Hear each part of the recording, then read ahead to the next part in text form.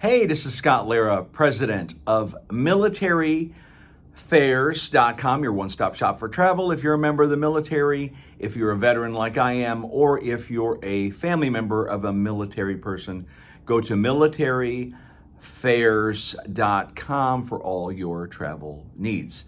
Is bigger better? Cruises, all-inclusive resorts, airplanes. Well, let's talk about cruises first. You know, back in the day, there were cruise ships with maybe 1,500, 2,000 passengers on board. You know, 300, 400, 500 crew. They were small, intimate ships. And my wife sailed on those quite a bit, mostly the Holland America MS Maasdam. It was a smaller ship, very intimate. It was like Titanic. It was very elegant. The art, $1 million worth of art on the ship. And it was the only word I can think of is intimate. It was a great experience. Now let's talk about all-inclusive resorts. Now, there's a very intimate resort, TRS Cap Cana, that I've been to. And that only has like around 160 rooms or so, if I remember correctly.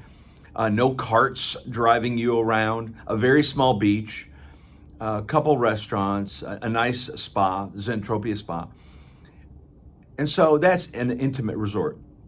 Now, airplanes, my son just flew on a plane, probably a 787, flying overseas. And now you got a big plane. And of course, my wife and I have been on prop jobs, small planes. So is bigger better? Well, that's a subjective question because it depends on what you like. Do you like something more intimate, like, you know, TRS Cap Cana, just a small resort? Do you like a small cruise ship where you get to know the crew really well? And that's fun. I mean, like I said, on the Maasdam, my wife and I knew the crew. We'd sailed on the Maasdam many times. And I can remember people's names right now that we became very close friends with because we would take 7-day, 10-day, 11-day, 14-day cruises on the Maasdam and loved every minute of it.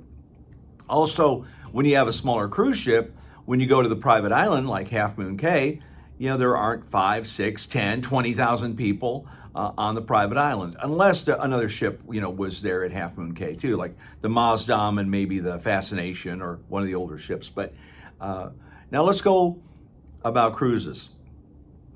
What I'm saying is, my wife and I just came off the Icon of the Seas, and you're looking at between 6,000 and 7,000 passengers, a couple thousand guests, but it's a huge ship.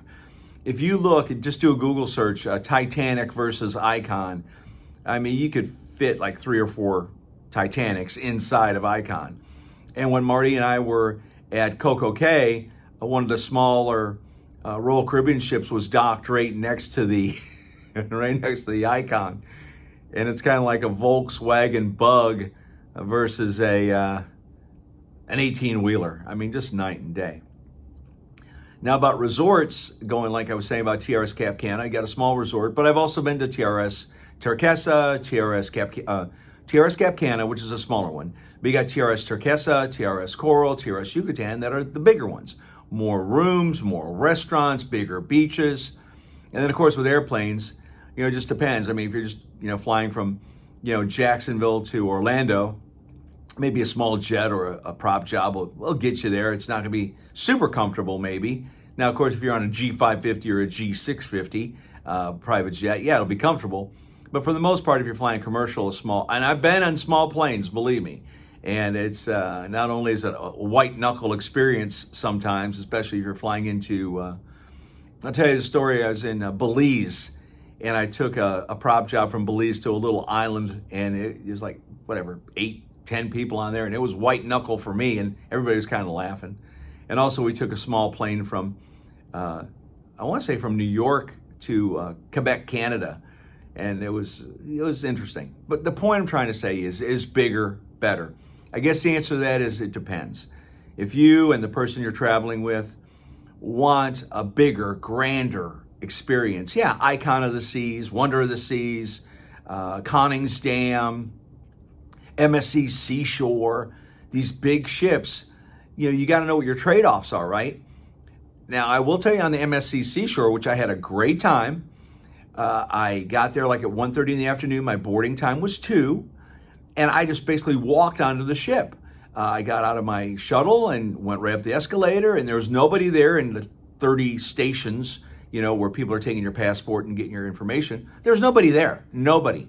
Now, the fact of the matter is those people probably boarded around 11, 11:30, 12, because they want to start their vacation as early as possible. So you're going to say, Scott, why did you wait till 1:30 to go? Well, I live in Jacksonville, so it's about a 2-hour drive from Jacksonville down to Port Canaveral. So, I didn't want to wake up at the crack of dawn, leave at 6 a.m. and get down there. So even though I probably did wake up early. And so I left like whatever, 8:30, I guess, drove down to Port Canaveral, 95 South, and, got on the ship around, 1:30.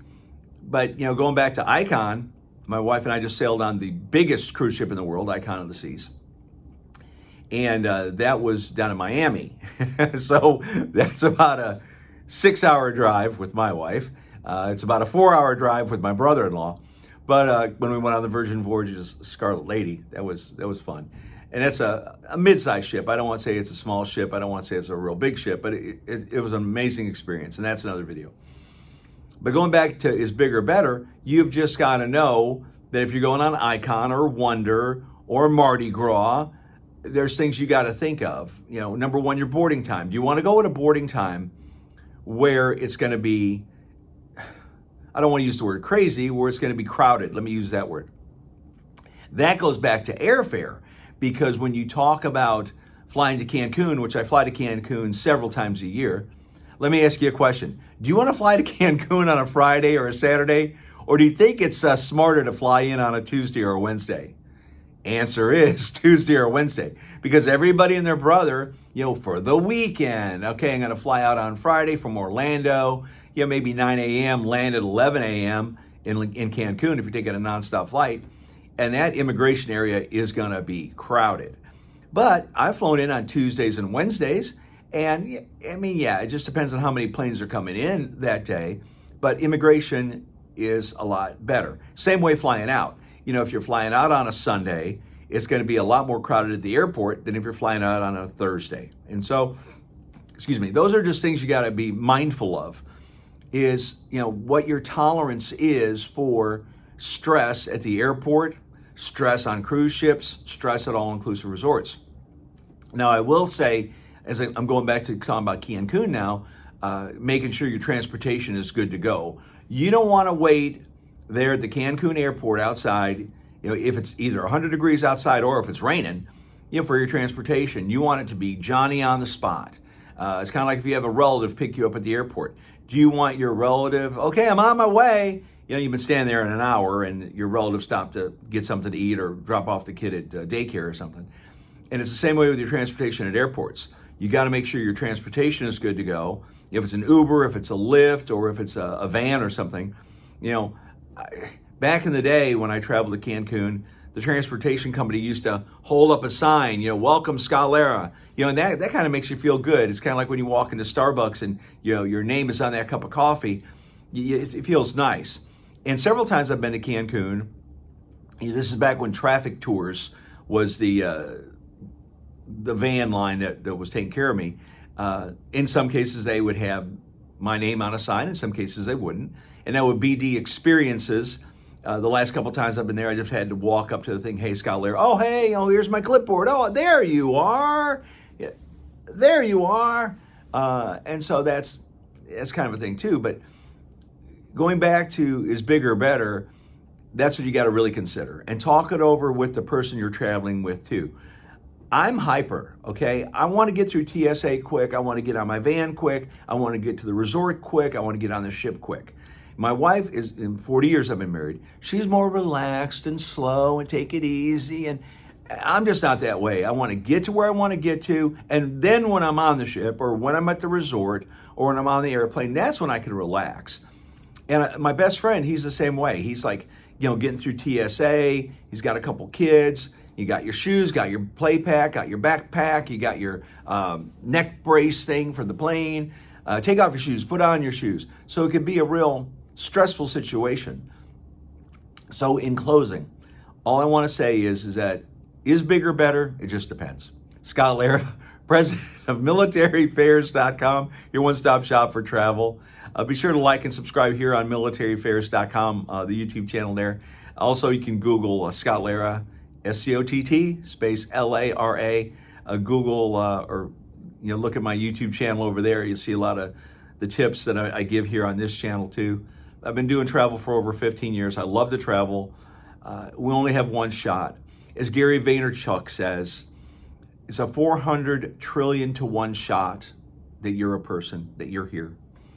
A lot of things could have changed when you were born, and somebody could have been somewhere else and whatever, but you're here, and I encourage you to travel. You got one shot at this. You got one at bat. Scott Lara, President of Military Affairs.